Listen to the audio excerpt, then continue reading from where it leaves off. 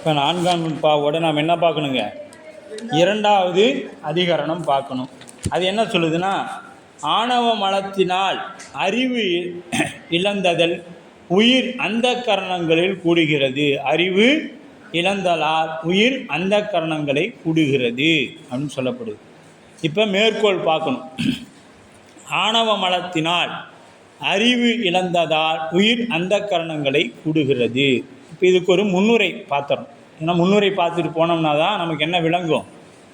செய்யுள் விளங்கும்.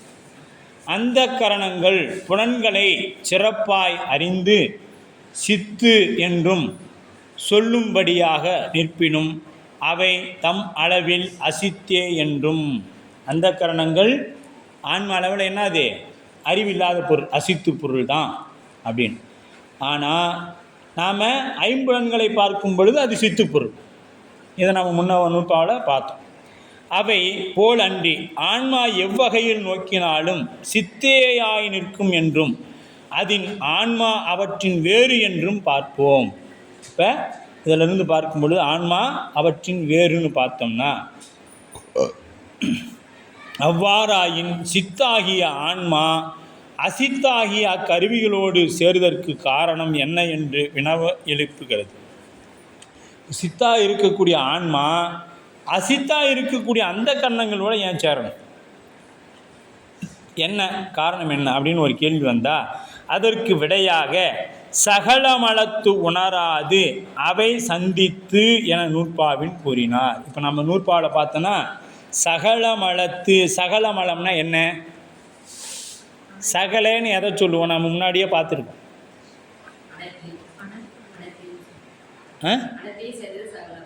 சகலை அப்படின்னா இப்போ சகலை அப்படின்னு யாரை சொல்லுவோம்? இதான் ஏற்கனவே இந்த எடுத்துக்காட்டுன்னு சொல்லுவோம்.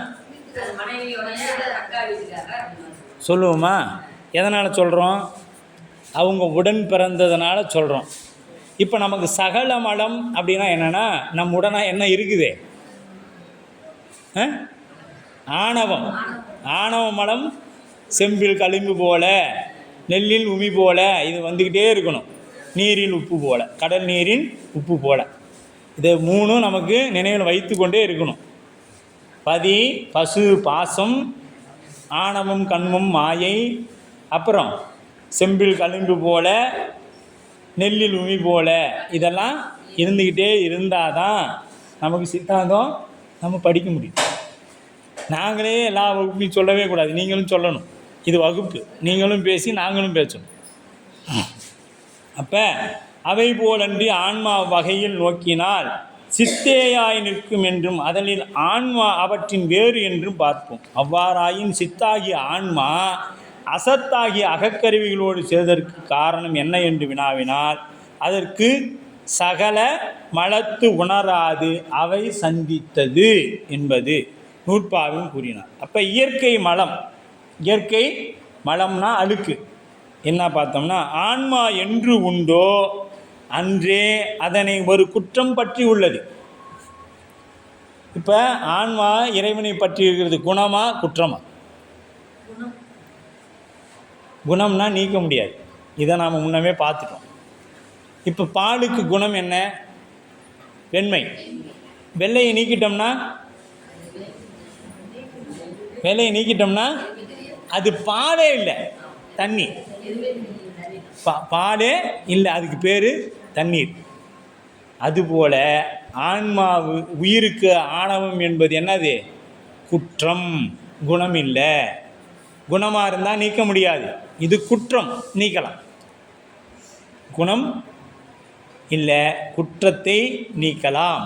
அப்போ இது குற்றம் அப்படின்றார். அப்போ ஆன்மா என்று உண்டோ அன்றே அதனை ஒரு குற்றம் பற்றி உள்ளது. எப்படின்னா செம்பில் களிம்பு போல. இதையவே காலையிலேருந்து 4 தாட்டி சொல்லிட்டீங்க அப்படின்னு சொல்லலாம். வேறு இதுக்கு உதாரணம் பெரியவங்க சொல்லலை. என்னைக்கு செம்பு இருந்ததோ அன்னைக்கே களிம்பு இருக்குது. இல்லைங்க விளக்குனா தினைக்கும் விளக்கி வச்சா வெள்ளையாக தாங்க இருக்குது அப்படின்னா, அப்போ விளக்குறதுனால தானே வெள்ளையாக இருக்குது. அதுபோல் நீ 5 எழுத்து தினசரி சொல்லணும். இப்போ சில பேர் கேட்குறோம்ல, ஐயா ஒரு 3 நாள் சிவபூசை பண்ணலாம் வேண்டான்னு சொல்லியிருக்கிறாங்க, நான் அந்த ஒரு 3 நாள் பண்ணாமல் விட்டுறலாமா? எங்கள் 3 நாள் ஒரு செம்பு பாத்திரத்தை எடுத்து விளக்காமல் இப்படி வச்சுருங்க. என்ன ஆகும்? மற்ற நாள்லாம் 5 நிமிஷத்தில் கழுவுறேன்னா அந்த அன்றைக்கி அரை மணி நேரம் ஆகும். 3 நாள் கழித்து நீங்கள் விளக்குனீங்கன்னா. அப்போ நீ இந்த 3 நாள் சிவபூசை பண்ணலை, 3 நாள் 5 எழுத்து சொல்லலை அப்படின்னா என்ன பண்ணணும்? அதிகமாக சொல்லிக்கிட்டே இருக்கும். அது நல்லா கெட்டியாக பிடிச்சிரும். எது பிடிச்சிரும்? ஆமாம், ஆணவம் பற்றிடும். நம்மளையே ஆணவம் பற்றிடும். அப்போ என்ன பண்ணணும்? அந்த 5 எழுத்தை அதிக நேரம் சொல்லணும். அந்த செம்பு எப்படி மீண்டும் பாத்திரம் வெள்ளையாகிறதுக்கு மீண்டும் அதிக நேரம் தேய்க்கிறோம். அது கூட என்ன சேர்த்துறோம்? உப்பு, புளி எல்லாத்தையும் போட்டு செம்மண்ணை கொஞ்சம் கொண்டு வந்து போட்டு அது விளக்குனா தான் அது என்ன ஆகுது? இப்போ தினைக்கும் விளக்கி இருந்தால் கொஞ்சம் புளியை போட்டால் போதும். ஒரு கொட்டை புளியை போட்டுருந்தால் அது எல்லாம் சரியாக போயிடும். இதை விட்டுட்டதுனால என்ன ஆகிடுச்சுன்னா அது உப்பு, புளி, செம்மணி இத்தனையும் போட்டு அப்புறம் கூடவே பீதாம்பரி பவுடரையும் வாங்கி போட்டு கம்பெனி விளம்பரம்னு நினச்சிக்காதீங்க. அது ஒரு பவுட்ரு விற்கிது. அதெல்லாம் ஒன்று போட்டு சேர்த்தனா தான் அது வெள்ளை கலராக வரும். இல்லைன்னா வராது இல்லையா? அப்போ நாம் இது யாருடைய குற்றம்? செம்போட குற்றமா? இல்லை, தேய்ச்சி வைக்காது நம்முடைய குற்றம். இப்போ தேய்க்காமல் விட்டோம்னா ஆகிடும். அதுபோல் ஆன்மா 5 எழுத்தை சொல்லாமல் விட்டுச்சுன்னா அது ஆணவ மலம் அழுக்கு பற்றிடும். வேறு ஒன்றும் பண்ண தேவை ஒன்றும் இல்லை. இந்த இடத்துல டேபிளை விட்டுருங்க ஒரு 10 நாள். உள்ளாரியே வராதிங்க, விட்டு பாருங்கள், வெறும் புழுதியாக இருக்கும். தினைக்கும் எந்த ஒரு பொருள் பயன்பாட்டில் இல்லைனாலும் அதில் அழுக்காண்டிடும். அப்போ நாம் 5 எழுத்து எப்போ சொல்லணும்? காலையில் 108 முறை, சாயங்காலம் 108 முறை சொன்னால் அவ்வளோதான் போதும். அதாவது அழுக்கே ஏறக்கூடாதுன்னு நினச்சா இடைவிடாமல் சொல்லிக்கிட்டே இருக்கும். சரியா? அப்பப்போ குறைஞ்சி தொடச்சிக்கலான்னா அழுக்கு இப்போ காலையில் ஏறின அழுக்க சாயங்காலமும், சாயங்காலம் ஏறின அழுக்கும் மாலையிலையும் காலையிலையும் தொடச்சிக்கிட்டு இருக்க வேண்டியதான். நம்ம இப்படி தான் காலையில் சாப்பிட்ட தட்டையே சாயங்காலம் விளைவிக்கலாம், சாயங்காலம் சாப்பிட்ட தட்டையே அடுத்த நாள் காலையில் விளைவிக்கலாம். இப்படி இருக்கக்கூடாது. உடனுடனே தூய்மை செய்து கொண்டே இருக்கும். ஆமாம், 5 எழுத்து வாய்ப்பு கிடைக்கும் பொழுதெல்லாம் சும்மா உட்காந்துக்கிறோமா 5 நிமிஷம் செல்ஃபோன் எடுத்து நோண்டாமல் 5 எழுத்து சொல்லிகிட்டு இருக்கோம். அதெல்லாம் முதல்ல நீங்கள் சொல்லுங்கள் சாமி, அப்புறமேட்டு எங்களுக்கு சொல்லுங்கன்னு சொல்லாதீங்க.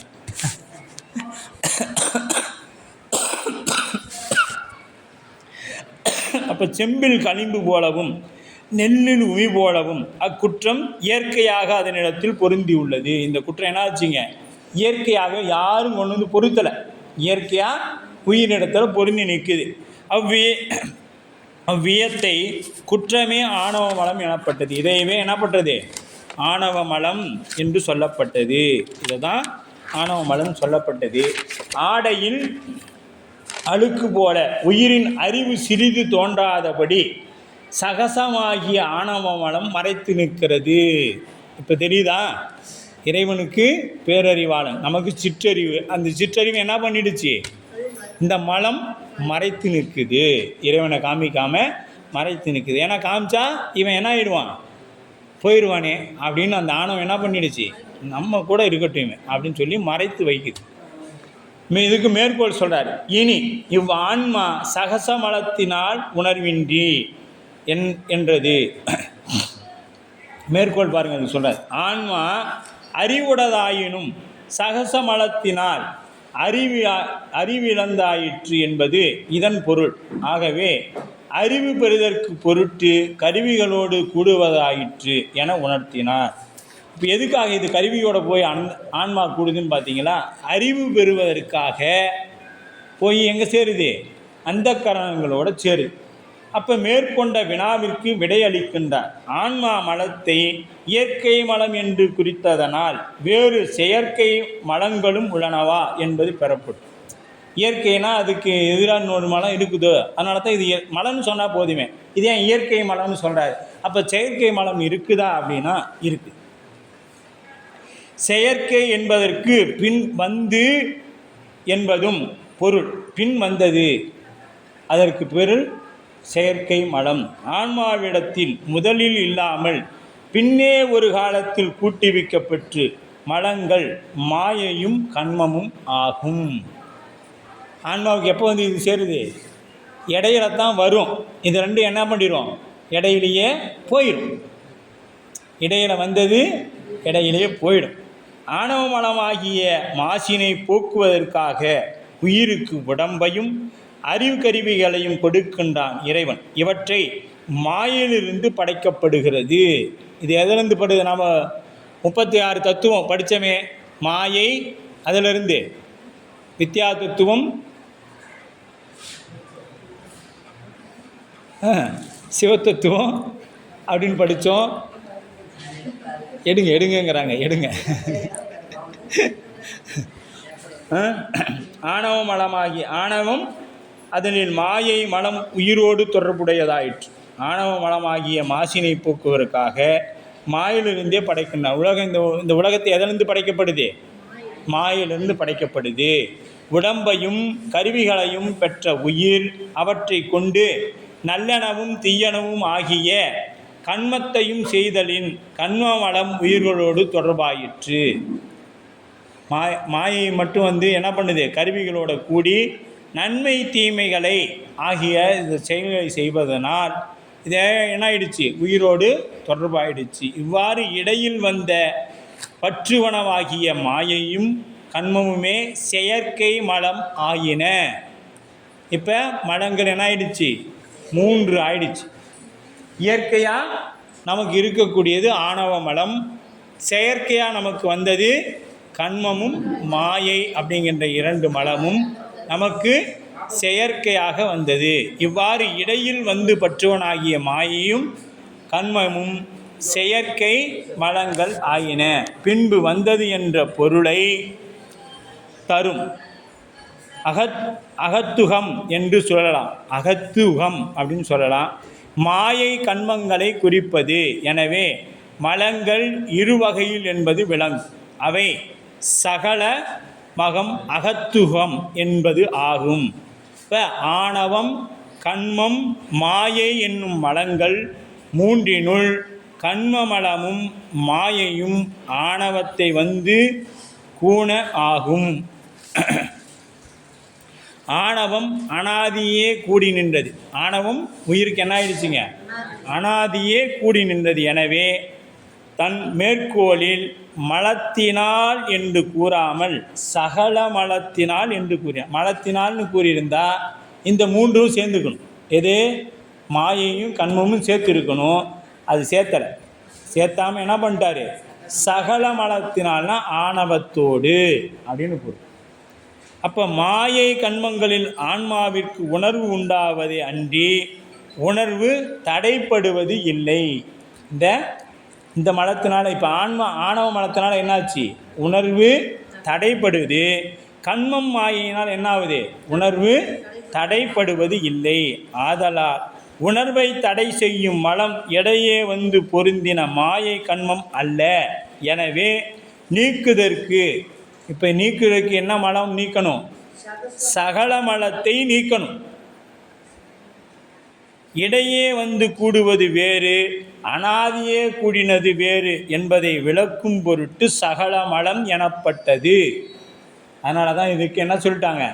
சகல. ஒரே இடத்துல, ஒரே வீட்டில் பொண்ணு கட்டினா சகலன்னு சொல்கிற மாதிரி இது ஒரே இடத்துல இருந்து வந்ததுனால இதற்கு சகல மலம் என்று பெயர். மாயை கண்மங்கள் இறைவனுக்கு உடைமை பொருளாகும். மாயை கண்மமும் இறைவனுக்கு உடைமை பொருள். இறைவனுக்குள் அடங்கி இருந்து இறைவனால் உயிருக்கு கூட்டப்படுதல். இறைவனுக்குள் அடங்கி இருந்து இறைவனால் உயிருக்கு ஊட்டப்படுதல் அகத்துவம் எனப்பட்டது. மாயை காரியமாகிய தனு கரண புவன போகங்களும் கண்மத்தின் காரியமாகிய இன்ப துன்பங்களும் இறைவன் ஆணையின் வண்ணமே வருதல். எது? பாருங்க, மாயை காரியமாகிய தனு கரண புவன போகங்களும். இப்போ இந்த தனுனா எது? உடம்பு. கரணம் அந்த கரணங்கள். புவனம் இந்த உலகம். போகம்னா இன்ப துன்ப நுகர்ச்சி. இதெல்லாம் எதனால் வருது? கண்மத்தின் காரியமாகிய இன்ப துன்பங்களும் இறைவனின் ஆணையினால் வண்ணமே வருதல். மாயை கண்மங்கள் மட்டும் அல்லாமல் அவற்றின் காரியங்களும் இறைவனுக்கு உடைமை ஆயினவே அறியப்பட்டது.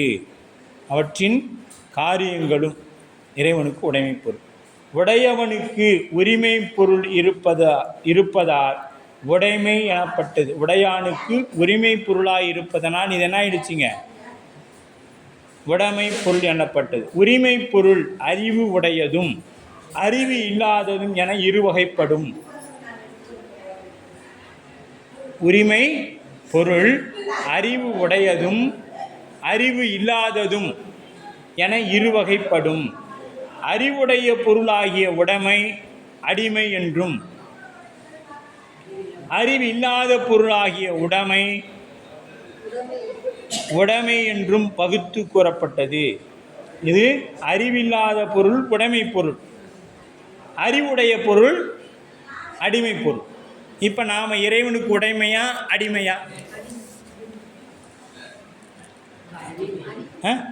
அடிமை. அப்போ நாம் அறிவு உள்ள பொருள் அப்படின்னு ஒத்துக்கிறோம். அறிவு இல்லாத பொருள் உடைமை பொருள்.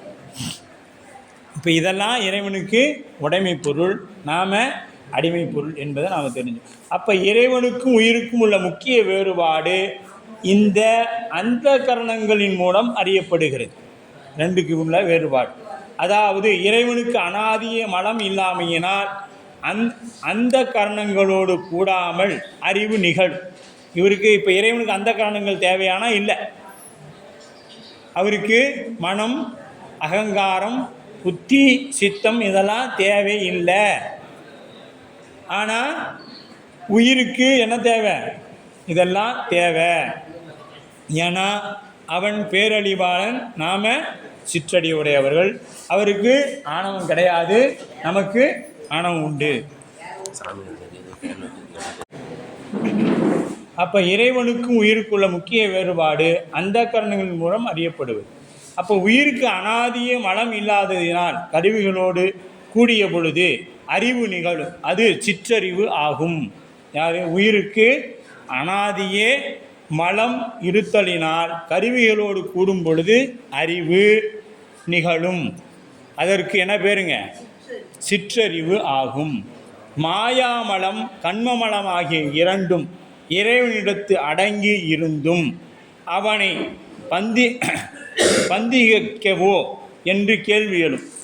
அவனை பந்திக்கவோ என்ற அடங்கியிருக்கும் விடம் அதனோடு உடம்பை பொருளாயிருப்பதால் பாம்பை கொள்ளாது.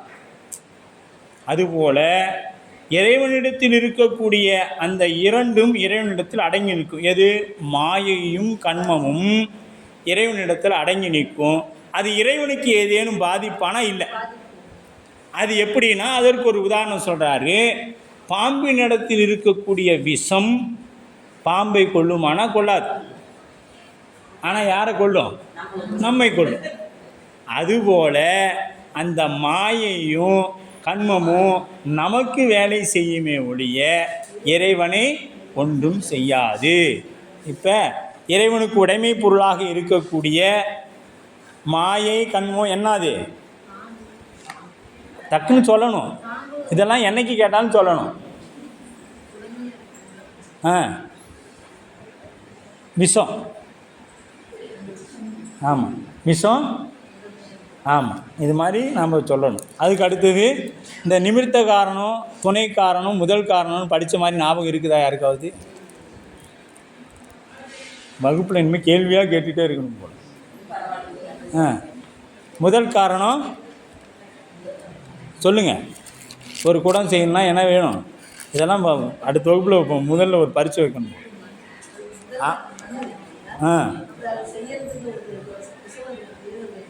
அது குயவருக்கு முன்னாடி வேறு என்ன வேணும்?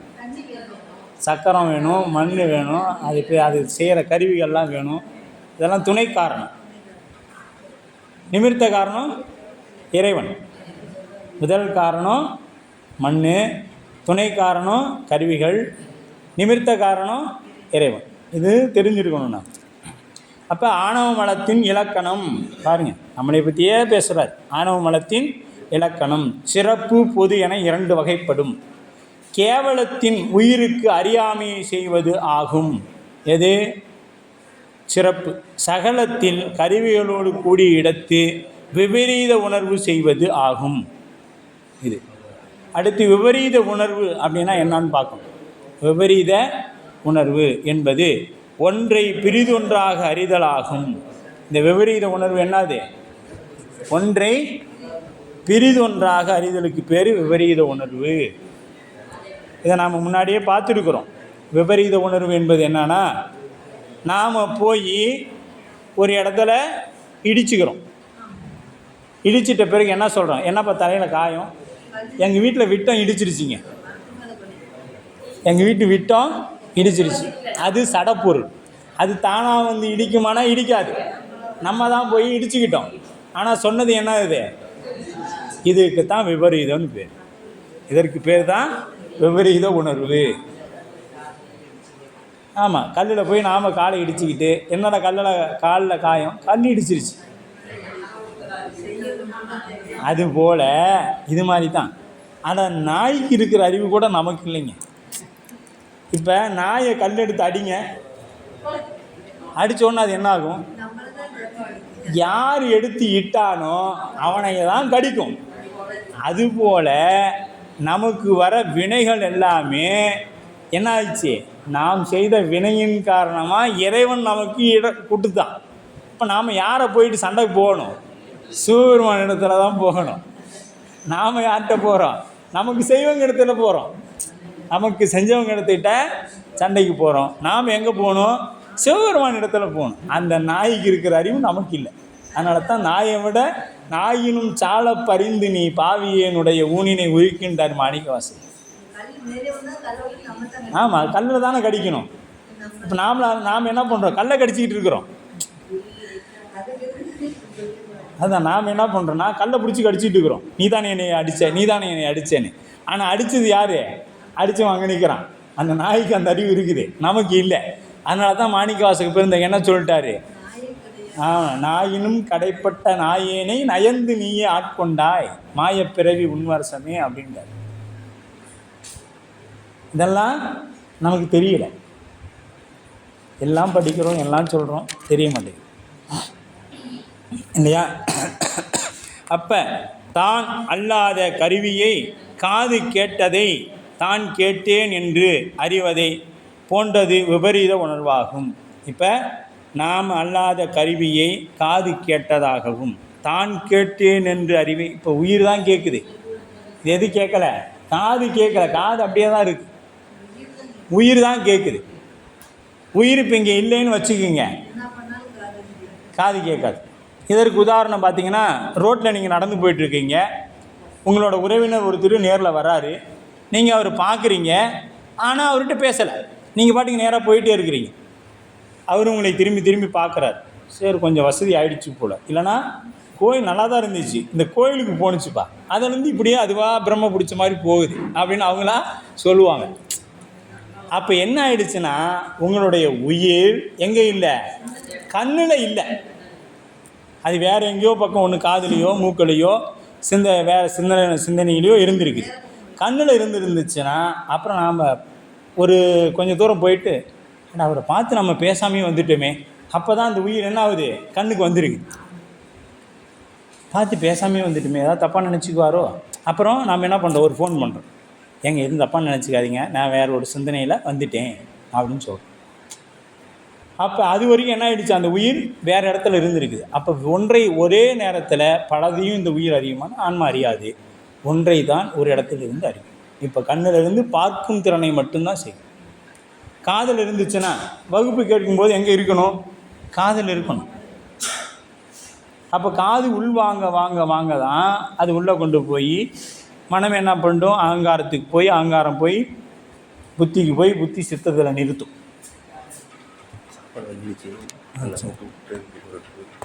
உயிரறிவை மறைக்கிறது. அதுதான் ஞான திரோதானமாய் மறைத்து கொடு நிற்றான்.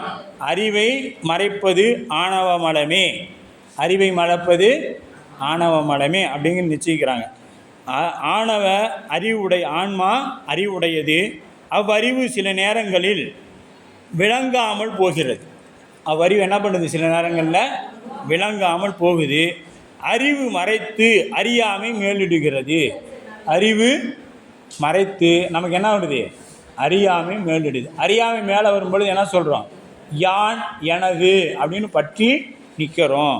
அறியாமை நிகழ்வதற்கு காரணமாய் இருப்பது யாது என்பதை ஆராய்ந்தால் ஒரு உண்மை புலப்படும். அறியாமை நிகழ்வதற்கு காரணம் இதுன்னு தெரிஞ்சால் ஆராய்ந்தால் ஒரு உண்மை நமக்கு புலப்படும். அப்போ அறியாமை ஏதோ ஒன்றை மறைப்பதனாலேயே அவ்வறிவு விளங்காமல் அறியாமை உண்டாகுது. இப்போ அந்த அறிவை ஏதோ ஒன்று மறைக்குது. என்ன மறைக்குது அப்படின்னு பார்த்தீங்கன்னா, எது மறைப்பதனால அவ்வறிவு என்ன பண்ணுது? விளங்காமல் அறியாமை உண்டாகிறது. அறிவை மறைப்பதாகிய அப்பொருள் யாது? அறிவை மறைக்கிற பொருள் யாது அப்படின்னு பார்த்தீங்கன்னா, அறிவை மறைக்கும் பொருளாயிருப்பது ஆணவ மலமே என்பது சித்தாந்தம். இந்த அறிவை மறைக்கிறது என்னன்னு பார்த்தீங்களா, நம்ம சைவ சித்தாந்தம் ஆணித்தனமாக சொல்லுது, அது ஆணவ மலம்தான் மறைக்குது அப்படின்னு சொல்லிடு. இப்பகுதியில் அறிவை மறைத்தல் ஆணவத்தின் இயல்பு என்பது பெறப்பட்டது. இப்போ இந்த பகுதியில் நாம் என்ன தெரிஞ்சுக்கிறோன்னா, ஆணவ மலம்தான் நம்மளுடைய அறிவை மறைத்து நிற்கிறது, யான் எனது என்கிறது. அப்போ உயிர் ஆணவ மலத்தோடு மட்டும் உள்ள நிலையில் ஆணவம் அதன் அறிவை முற்றிலும் மறைத்து நிற்றதனால், ஆணவம் அதனை அந்த அறிவை முற்றிலும் மறைத்து நின்றதனால் அறிவு சிறிதுமின்றி தான் ஒரு பொருள் உண்டு என்பதை அறியாது உயிர் அறியாமையில் மூழ்கி கிடக்கும். உயிர் என்ன பண்ணுங்க? அறியாமையில் மூழ்கி கிடக்கும். அந்த நிலைக்கு கேவல அவத்தை எனப்படும். உயிர் அறியாமையில் இருக்கும், அதற்கு பேர் என்ன பேருங்க? கேவல அவத்தை என்று படும். இப்போ கேவலம் என்பது என்னன்னு பார்த்தீங்கன்னா தனிமை. இது எப்படி சொல்லலான்னா, அந்த காலத்தில் தனிமைப்படுத்துதல், ஊரை விட்டு விலக்கி வைக்கிறேன்னு சொல்லுவாங்க. கேள்விப்பட்டுக்கிறீங்களா? அவங்களோட அண்ணன் தண்ணி புழங்கக்கூடாது, நல்லது கெட்டதுக்கு அவங்க ஊருக்குள்ளே வரக்கூடாது, அவங்க தனிமைப்படுத்தி வைக்கிறாங்க. ஒரு திரைப்படத்தில் கூட பார்த்துருப்பீங்க, ஏதோ ஒரு படம், அண்ணன் தண்ணி புழங்காத ஊரை விட்டு ஒதுக்கி வைக்கிறோம். அந்த தனிமைப்படுத்துதலுக்கு பேர் தான் கேவலம்.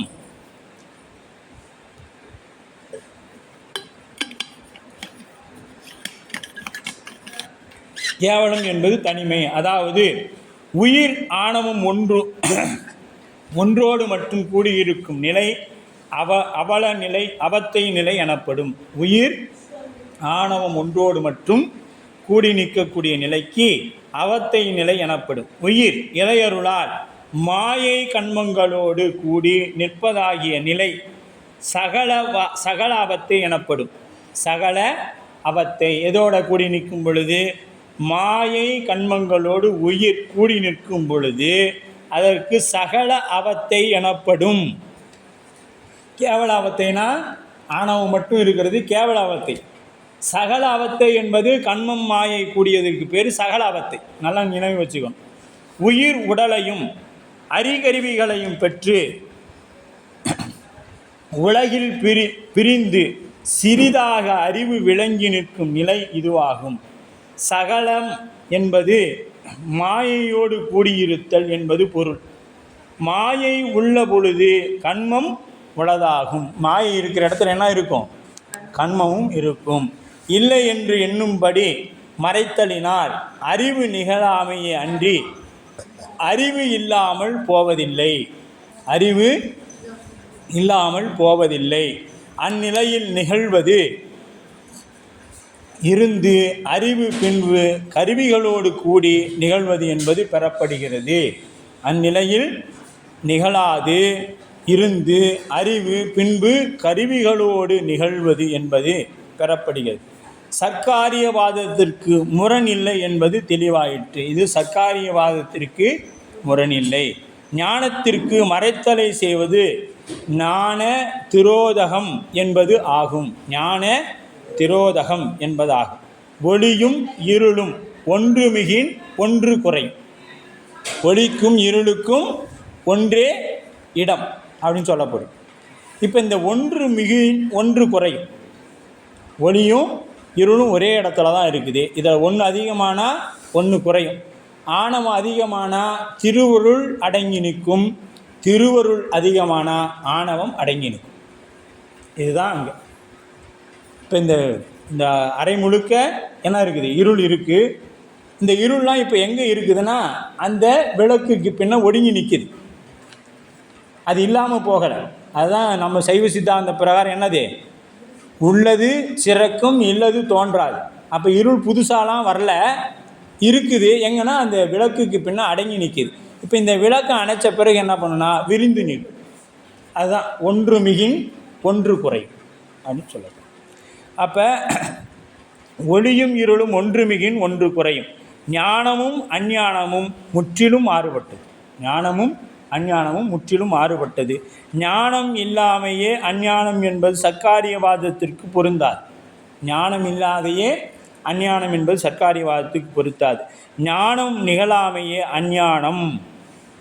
ஞானம் இந்த நிலை எதுக்கு பொருந்தாது? ஞானத்தில் பொருந்தாதுன்ட்டார். ஏன்னா ஞானம் நிகழாமையே அஞ்ஞானவாதம். சைவ சித்தாந்த கொள்கை இல்லாமை வேறு, நிகழாமை வேறு. இல்லாமை என்பது வேறு, நிகழாமை என்பது வேறு என்று சொல்லப்படுது. அதற்கு அடுத்தது பார்த்தோம்னா ஐந்தாவது எடுத்துக்காட்டும் பார்த்துட்டோம்னா நமக்கு என்னது? மூன்றாவது கூறும்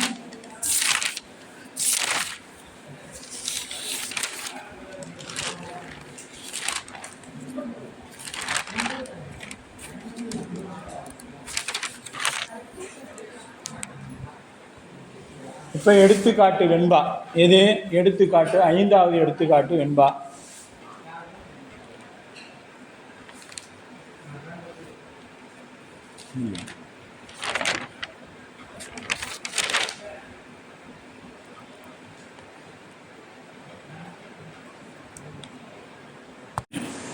என்ன பண்ணுறாரு? இந்தாப்பா இந்த டார்ச்சை வச்சிரு, இந்த டார்ச் லைட்டை வச்சிரு, உனக்கு தேவைப்படுன்னு சொல்லிட்டு நம்ம கையில் கொடுக்குறாங்க. இந்த டார்ச் லைட் எப்போ வரைக்கும் நமக்கு தேவைப்படுது? வெளிச்சம் கிடைக்கும் வரை நமக்கு இந்த டார்ச் லைட் தேவைப்படும். அதுபோல் இந்த உடம்பு எது வரைக்கும் தேவைன்னா இறைவனை அடையும் வரை இந்த உடம்பு நமக்கு தேவை. அதனால தான் திருமூலர் சொன்னார், உடம்பினை முன்னம் இழுக்கென்று இருந்தேன், உடம்பினுள்ளே ஒரு பொருள் கண்டேன், உடம்பினுள்ளே உத்தமன் கோயில் கொண்டான் என்று உடம்பினை யான் இருந்து ஓம்புகின்றேனே அப்படின்னு சொன்னார் இல்லையா? இந்த உடம்பு எப்படிப்பட்டது அப்படின்னும் இதை நாம் எப்படி எதற்காக பேண வேண்டும் என்பதையும் நமக்கு சொன்னார். அப்போ ஆணவம் உயிரறிவை எவ்வாறு மறைத்திருக்கிறது என்பதை ஒரு உவமை மூலம் நமக்கு உணர்த்தலாயிற்று. நெருப்பு எப்பொருளில் இருந்தாலும் அப்பொருள் மறைத்து அப்பொருளாகவே நிற்குமன்றி வெளிப்பட இல்லாது. இப்போ இதில் நெருப்பு இருக்குதானா? இருக்குது. இப்போ இந்த பொருளில் நெருப்பு இருக்குதானா? இருக்குது. இதில் நெருப்பு இருக்குதானா? இருக்குது. ஆனால் எங்கே இருக்குது அப்படின்னா வெளிப்படாது, மறைந்து நிற்குது. எப்போ வெளிப்படும்? இது தீயோட சேரும் பொழுது வெளிப்படும். தீயோட சேரும் பொழுது வெளிப்படும். அப்போ அதுவாய் நிற்றல் அதன் இயல்பு. அத்தகைய நெருப்பை விறகு தன்னுள் மறைத்து வைத்திருப்பது ஒன்றே உள்ளது எனும்படி நிற்கும். இப்போ அந்த நெருப்பை எங்கே மறைச்சிருக்குது? அந்த விறகு தன்னுள் மறைத்து வைத்திருக்குது. இப்போ விறகுக்குள்ளே நெருப்பு இருந்துக்கிட்டு தான் இருக்குது. அது இப்போ எப்படி இருக்குது? மறைத்து வைக்கப்பட்டிருக்குது. உள்ளம் என்பது ஆணவ மலமாகிய இருளில் மறைப்புண்டு நிற்கின்ற ஆன்மா உள்ளம் அப்படிங்கிறது. மாயா தனு மாயையின் காரியமாகிய உடம்பை குறிப்பிடுகிறது. விளக்காக கொண்டு காணாதேன் அறியாவிடில் ஒன்றையும் அறியாது, யாதொன்றையும் அறிய மாட்டாது. இந்த உடம்பு இல்லைன்னா என்னாது? இந்த ஆன்மா எதையும் அறிய முடியாது. இந்த உடம்பு நமக்கு என்ன ஆகுதுங்க? ரொம்ப அத்தியாவசியம், அவசியம். எதுக்கு? இறைவன் திருவடி அடையறக்கும், சிவபூசை செய்வதற்கும், இறைவன் திருநாமங்களை சொல்வதற்கு என்ன தேவை? இந்த கைவிளக்கு தேவை. கைவிளக்கு தான், இந்த டார்ச் லைட்டு தான் இந்த உடம்பு. அது தேவைப்படுது. எப்போ? வெளிச்சம் கிடைக்கும் வரை இந்த உடம்பு நமக்கு தேவை அப்படின்னு வச்சு. அப்போ இனி ஆணவ மலம் ஆன்மாவினது அறிவை மறைத்து நிற்பதற்கு உவமை கூறப்படுகிறது. ஆன்மாவின் அறிவை மறைத்து நிற்பதற்கு உவமையாக கூறப்படுகிறது. மற்ற மலம் மாயை கண்மங்களின் வேறாய் ஆன்மாவிற்கு சகலமாய் உள்ள ஆணவ மலம் அன்று அப்படின்னா ஆன்மா என்று உண்டோ அன்றே என்ன இருக்குது, ஆணவ மலமும் இருக்குது. ஆணவ மலமும் இருக்குது. தன்னை அதனை அணைதல் மறைந்து நிற்றல் அது போன்றது எனில், எது போன்றது எனில் அது அதுவாய் வியாத அப்படின்னா எல்லா பொருள்களும் மறைந்து அது அதுவாய் கெடுதலின்றி இருக்கிறது. என்ன பண்ணுறதுன்னா அது அதுவாகவே நிற்குது. வன்னிதனை எப்படி, நெருப்பு, வன்னினா நெருப்பு, தன்னுள் மறைத்து தனக்குள் மறைத்து வைத்து ஒன்றாம் தான் ஒன்றே உலகு போல் நிற்கின்ற காட்டம் போல் விறகு போல்தாம் அப்படின்ட்டு. விறகு மாதிரி தனக்குள்ளே நிற்கிறது. மாயை என்பது விளக்கு போன்றது. மாயை என்பது விளக்கு போன்றது. ஆணவம் இருள் போன்றது. மாயை விளக்கு, ஆணவம். அதனால தான் மாயை ஒரு ஒளிப்பொருள்னு சொல்லுவாங்க. மாயை ஒளிப்பொருள், ஆணவம் இருள் பொருள். ஆணவம் உயிரை அனாதியை கூடி நிற்றல், அக்னியை விறகு அனாதியை கூடி நிற்றல் போல் ஆகும். இப்போ இன்னொரு உதாரணம் நமக்கு சொல்லிட்டாங்க. இதுபோல் விறகுல நெருப்பு மறைந்திருப்பது போல ஆணவ மலம் உயிரில் என்ன இருக்குதுங்க, அப்போ இருந்தே இருக்குது. புதுசாக நெருப்பு வந்து உள்ள பூதலை விறகுல இருந்தது தான். அது உரசால் ஏற்பட்ட போது அந்த உரசலினால் தீப்பற்றியது. இப்போ காட்டு தீ எப்படி, யார் போய் அங்கே தீ வைக்கிறாங்களா என்ன, மலை உச்சியில் தானாக பிடிச்சிக்கிட்டு எரியுது. எப்படின்னா 2 மரங்கள் உரசும் பொழுது ஏற்படக்கூடிய நெருப்பு. அந்த சூடு இருக்கிறதுனால தானே பிடிச்சிக்குது, இல்லைன்னா எப்படி பிடிக்கும்? அப்போ நெருப்பு இருந்திருக்குது. இது காலம் வெளிப்படாமல் உள்ளே இருந்த நெருப்பு இப்பொழுது வெளிப்பட்டு தோன்றுகிறது. அப்படி அப்போ ஆணவ உயிரை அனாதியை கூடி நிற்றல், அக்னியை விறகு அனாதியை கூடி நிற்றல் போலாகும். உயிர் அறிவை விளக்குதல் மாயையின் செயல். இப்போ இந்த உயிர் அறிவை விளக்குதல் யாரோட செயல்னு பார்த்தீங்கன்னா மாயையோட செயல். உயிர் அறிய ஒட்டாமல் அறிவை தடை செய்து கொண்டு நிற்கும் ஆணவத்தின் செயல். ஒளி போன்ற மாயை இருள் போன்ற ஆணவம் ஆகாது. பாருங்க, உயிரறிவை விளங்குதல் மாயையின் செயல். ஆனால் என்னன்னா ஆணவ மனத்தின் செயல் ஒளி போன்ற மாயை ஒளி போன்ற அறிவை தடை செய்வது. எது? ஆணவ மனம். ஆனால் மாயை என்ன பண்ணாது, இருளை மாறி தடை செய்யாது, காட்டும், பொருளை காட்டும். பாரு, இதுதான் சிவம். இதை பிடிச்சிங்கன்னா நீ என்ன பண்ணலாம், நீ பிறவியிலிருந்து தப்பிச்சிக்கலாம், காட்டும். அக்னி விறகின் உள்ளிருந்தும் தெரிய ஒட்டாது. அந்த அக்னியை போதிந்து கொண்டு விறகே ஆய் நிற்றல் ஆகும். அந்த அக்னியை பொதித்து வச்சிருக்கிற விறகே போல் ஆகும். உவமை, விறகு என்பது ஆணவ மடம். விறகு, இதை எழுதிக்கிங்க, விறகு என்பது ஆணவ மடம். விறகினுள் உள்ள நெருப்பு என்பது ஆணவ மலத்துள் கிடக்கும் உயிர். இப்போ இந்த ஆணவ மலத்தில் இருக்கக்கூடிய உயிர் எங்கே இருக்குதுன்னா அந்த விறகுக்குள்ள நெருப்பு இருக்கிற மாதிரி அங்கே ஒரு மறைப்பு இருக்குது. அடுத்தது, நெருப்பு இருப்பது தோன்றாமை, உயிர் இருப்பு புலப்படாமை. நாம் கேவலத்தில் இருக்கிறோங்கிறது புலப்படாது நிற்குது. நாம் என்ன செய்கிறதுன்னு தெரியாமல் இருக்கிறதுக்கு பேர் புலப்படாமை. விறகோடு நெருப்பு, ஆணவத்தோடு உயிர் அத்துவீதமாய் இயந்து நிற்றல். ஆணவத்தோடு உயிர் என்ன பண்ணுறது, ரெண்டும் வேற இல்லை. அத்துவீதம் என்பது என்ன, இரண்டும் வேற இல்லைன்னு கலந்து நிற்பது போல ஆணவம் மாயை அப்படின்னு போகிறது. இப்போ இருள் போன்றது, மாயை விளக்கொளியை போன்றது. ஆணவமும் மாயை அப்படின்னு போட்டுக்கிட்டிங்களா. ஆணவங்கிறது இருள் போன்றது, மாயை என்பது ஒளி போன்றது. அடுத்தது, உயிரோடு இயற்கையில் உள்ளது ஆணவம். ஆணவம் என்பது உயிரோடு இயற்கையில் உள்ளது. உயிரோடு பின்பு சேர்ந்தது மாயை. இயற்கையாக இருக்கக்கூடியது ஆணவ மலம். மாயை பின்பு சேர்ந்தது. மாயை மட்டும் சேர்ந்ததா? இல்லை, கண்மமும் சேர்ந்தது. அப்போ உயிரோடு கலந்து நிற்பது ஆணவம், உயிருக்கு வேறாய் நிற்பது மாயை. உயிருக்கு வேறாய் நிற்பது மாயை. இப்போ இது ஒரு மாயை. ஆனால் ஆணவம் எங்கே இருக்குது? உள்ளுக்குள்ளே இருக்குது. காரணமின்றி கலந்து நிற்பது. இப்போ எதனால் இந்த ஆணவம் பிடிச்சு நிற்குது அப்படின்னா எந்த காரணமும் யாருக்கும் தெரியாது. ஆனால் காரணம் பற்றி வந்து சேர்ந்தது மாயை. மாயை ஏன் வந்து சேர்ந்துச்சு அப்படின்னா ஆணவத்தை நீக்கும் பொருட்டாக வந்து சேர்ந்தது. அதனால் காரணம் பற்றி வந்து சேர்ந்தது. அக்னி தனித்து நிற்பது இன்றி யாதேனும் ஒன்றை பற்றி அது அதுவாய் நிற்பது போல. அக்னி தானாக இருக்குமானா இருக்காது, இதாக ஒரு பொருளை பற்றி தான் நிற்கும் அக்னி. அதுபோல உயிர் தனித்து நிற்பது இன்றி யாதேனும் ஒன்றை பற்றியே அது அதுவாய் நிற்கும். கருத்து பற்றிய உயிரை வசித்திட வரும் வியாபி அப்படின்னு சிவஞான சித்தியாக வசித்திட வரும் வியாபி ஆணவத்தோடு அத்துவீதம் ஆனார் போல் என்பது தாயுமான சுவாமியோட. ஆணவத்தோடு அத்துவீதம் ஆனார் போல அப்படின்னு சொல்லப்படும். இது தாயுமான சுவாமிகளோட கூற்றாக திகழ்கிறது. இப்போ இந்த ஆணவம் என்ன பண்ணுறதுன்னா அத்துவீதமாய் கலந்து நிற்கும். அந்த உயிர் வேற, ஆன்மை வேற, ஆணவம் வேறன்னு இல்லாமல் ரெண்டு ஒன்றோட ஒன்று அப்படி நிற்கும். அப்போ மாயை கண்மங்கள் இறைவனுக்கு உடைமை பொருள் ஆதலால் அவற்றுக்கு இடம் இறைவன். மாயை கண்மம் இறைவனுக்கு உடைமை பொருள் ஆதலால் அவற்றுக்கு இடம் ஆணவம். ஆணவத்தின் இடம், ஆணவத்துக்கு இடம் எது? இப்போ இறைவனு கண்ம மாயைக்கு இடம் இறைவனு, ஆணவத்துக்கு இடம் உயிர்.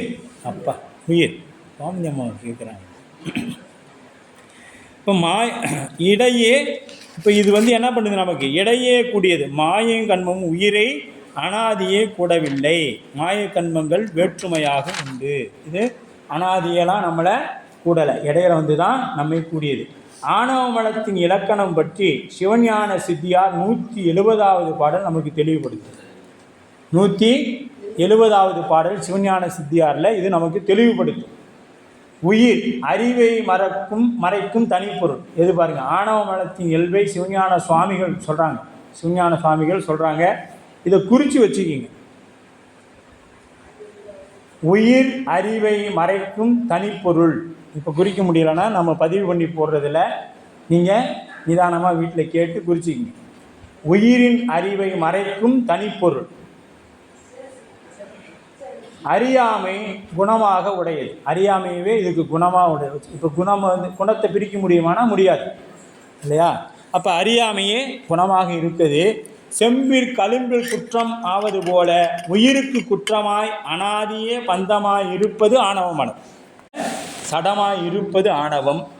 பலவாய் இருத்தல் நாசம் அடையும் ஆதலின் ஒன்றாய் இருக்குது. பலதாக இருந்தால் என்ன ஆகிடும்? அது பிரிஞ்சிடும். இந்த உலகம் பல கூறுகளால் ஆனது, இந்த உடம்பு பல கூறுகளால் ஆனது. அதனால் இது ஒரு நாள் அழிஞ்சிடும். இந்த உடம்பு பல கூறுகளால் ஆனது, ஒரு நாள் அழிஞ்சிடும். இந்த உலகமும் அப்படித்தான், பல கூறுகள் ஒன்று சேர்ந்தது தான் இந்த பூமி அப்படின்னு சொல்லப்படுது. விஞ்ஞானம் இன்றைக்கி அதை ஒத்துக்கிடுச்சு இல்லையா? அப்போ இது என்னைக்காக இருந்தாலும் என்ன ஆகும்?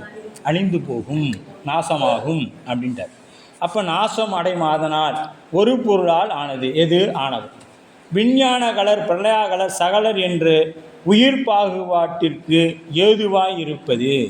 இது ஆணவ மனத்தை வச்சு தான் நீங்கள் இதை பிரிக்க முடியும்.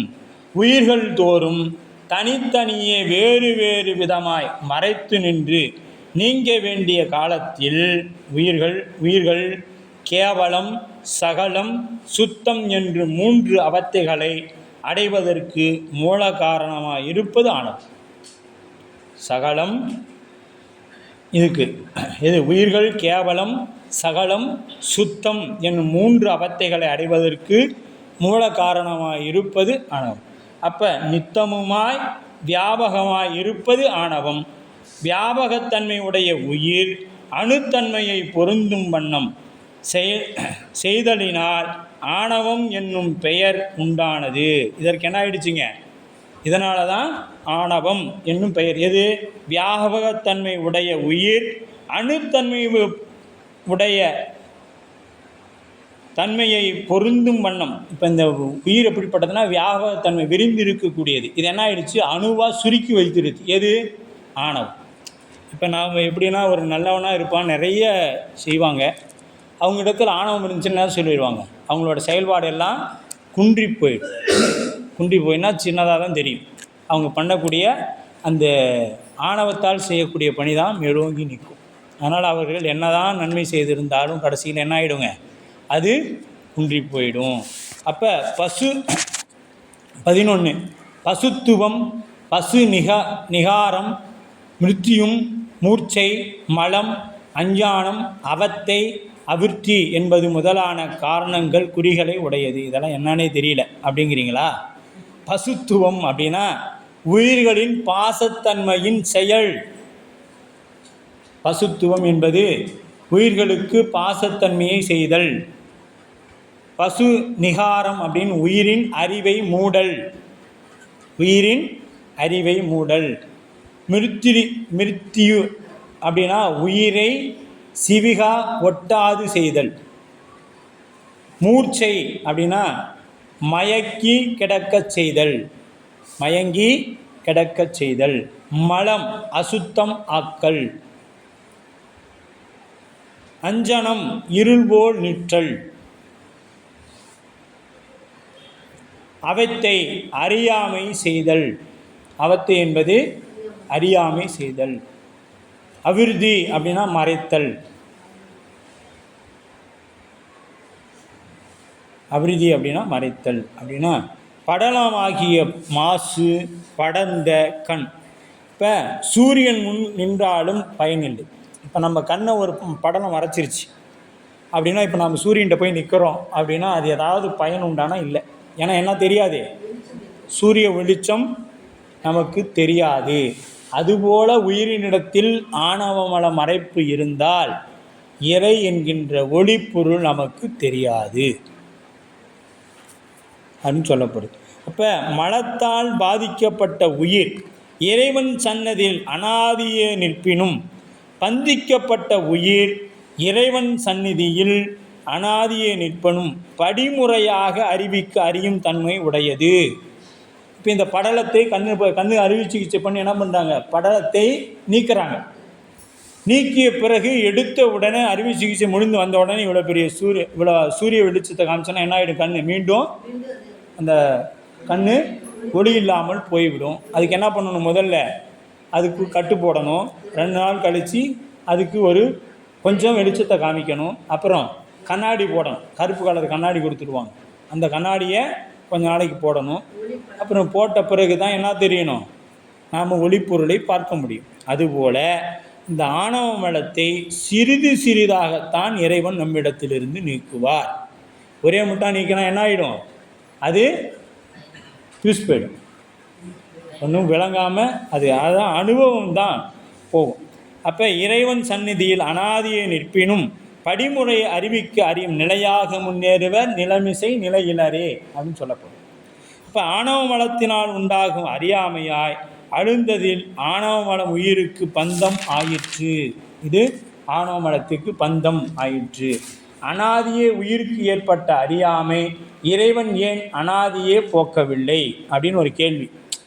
இப்போ நாம் கேட்கலாம், நீங்கள் தான் உங்கள் இறைவன் எல்லா வல்லமையும் பொருந்தியவனாச்சு, எதையும் விச்சதின்றியே விளைவு செய்குவான்னு சொல்கிறீங்களே, அப்போ அனாதியே இருந்த ஆணவத்தை ஏன் என்னை பிறவிக்கு கொண்டு வரணும்? அங்கே இருந்த எண்ணெயை அங்கே இருந்த ஆணவத்தை நீக்கி அப்படியே கொண்டு போய் முக்தியை போட்டால் எனக்கு இடையில இந்த துன்பமெல்லாம் இல்லையே அப்படின்னு ஒரு கேள்வி நமக்கு வந்திருக்கும். வரலாம் இல்லை?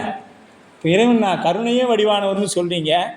இறைவன் கருணையே வடிவானவனாக இருந்தால் ஏன் எனக்கு இவ்வளோ துன்பத்தை கொடுக்கணும்? இந்த கேள்வியெல்லாம் வரணும். ஒரே நேரத்தில் அறியும் திறம் உயிருக்கு இல்லை.